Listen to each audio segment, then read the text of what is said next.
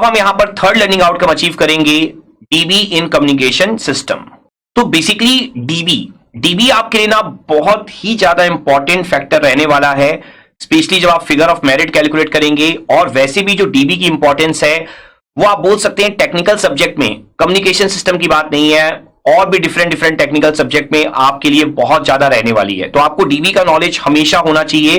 That's why एक separate topic की तरह इसे हम स्टडी कर रहे हैं, लेकिन आगे हर एक कैलकुलेशन में आप देखेंगे कि आपको डीबी में रिप्रेजेंटेशन शो करना होगा।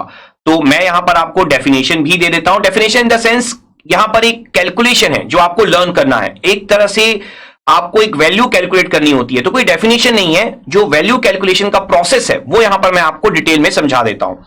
तो लेट सपोज, पहले आप फॉर्मूला देख लीजिए। लेट सपोज आपके पास कोई पावर है जिसकी वैल्यू आपकी क्या है, पावर की वैल्यू है आपकी P। अब आपको इस पावर को यहां पर डीबी में रिप्रेजेंट करना है, ठीक है। तो अभी मैंने लिखा था पावर इक्वल टू P, लेकिन अब अगर यहां पर मैं मेंशन करूं पावर इन डीबी, तो यहां पर मैं इस तरीके से नोटेशन दे देता हूं आपके लिए।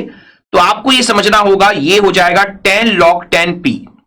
तो आपको ये पॉइंट यहां पर बहुत अच्छे से क्लियरली समझ में आना चाहिए कि dB means 10 log 10 P for power. Generally हम पावर के लिए ही कैलकुलेट करते हैं, और जैसा हम स्टार्टिंग से पढ़ते आए हैं, कम्युनिकेशन का जो बेसिक सब्जेक्ट था सिग्नल एंड सिस्टम, और इवन कम्युनिकेशन में भी हमने एक पॉइंट जरूर डिस्कस किया है कि जो पावर होता है वो सिग्नल का स्क्वायर होता है। तो लेट सपोज आपके लिए जो पावर है, आप मान लीजिए कि वो वोल्टेज का स्क्वायर है या करंट का स्क्वायर है। वोल्टेज और करंट क्या है, आपके सिग्नल है। No doubt V square upon R होता है, I स्क्वायर इंटू R होता है। Let suppose R equal to 1 है, ठीक है। तो यहां पर जब भी आप डीबी में रिप्रेजेंट करेंगे वोल्टेज या करंट को, तो आपका जो नोटेशन हो जाएगा वो किस तरीके से बन जाएगा।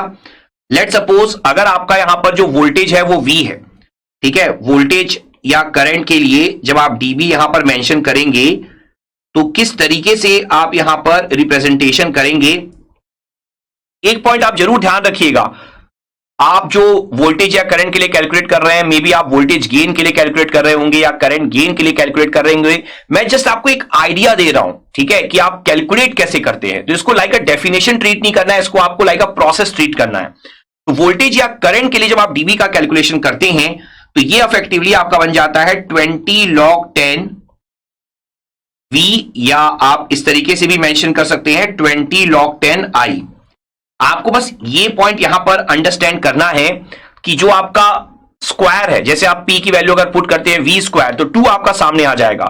तो आपको यहां पर ना यूनिट पे फोकस करना है कि अगर आपकी यूनिट वोल्टेज वाली है या करंट वाली है, दैट मींस अगर सिग्नल वाली है तो आपको 20 log 10 लेना है, और अगर आपकी यूनिट पावर वाली है तो unit to take 10 log 10। Generally power के लिए डिफाइन होता है, तो आपको सारी चीजें यहां पर माइंड में रखना आना चाहिए। क्लियर है पॉइंट। जैसे कि अगर यहां पर मैं आपको एक सिंपल सा एग्जांपल दे दूं, लेट सपोज आपको बोला गया है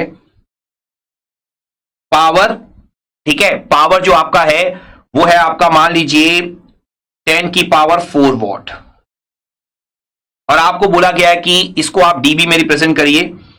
तो अगर आप यहां पर पावर को डीबी में रिप्रेजेंट करना चाहते हैं तो आप किस तरीके से यहां पर रिप्रेजेंट कर पाएंगे। तो यहां पर आप क्या करेंगे, 10 log 10 की पावर 4 कर लेंगे। तो 10 की पावर 4 में से 4 आपका फ्रंट में आ जाएगा, तो 40, और log 10 आपका क्या होता है, 1 होता है, तो 40 dB ये आपका आंसर आ जाएगा। मैं फिर से एक्सप्लेन कर रहा हूं आपको, यहां पर आपको यूनिट वाइज देखना है।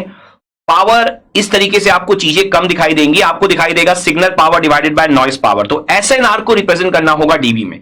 तो लेट सपोज अगर SNR होता है 10 की पावर 4, तो उसको आप डीबी में रिप्रेजेंट करिए। तो बस मैं आपको एक कैलकुलेशन का आइडिया दे रहा हूं, तो इस कैलकुलेशन के आइडिया को आपको यहां पर ग्रैब करने की कोशिश करनी है।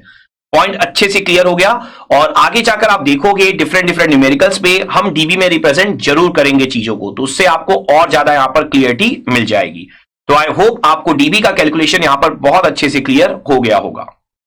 और ये जो आपका थर्ड लर्निंग आउटकम है डीबी इन कम्युनिकेशन सिस्टम, ये भी आपने यहां पर बहुत अच्छे से अचीव कर लिया होगा। Let's have a quick knowledge check.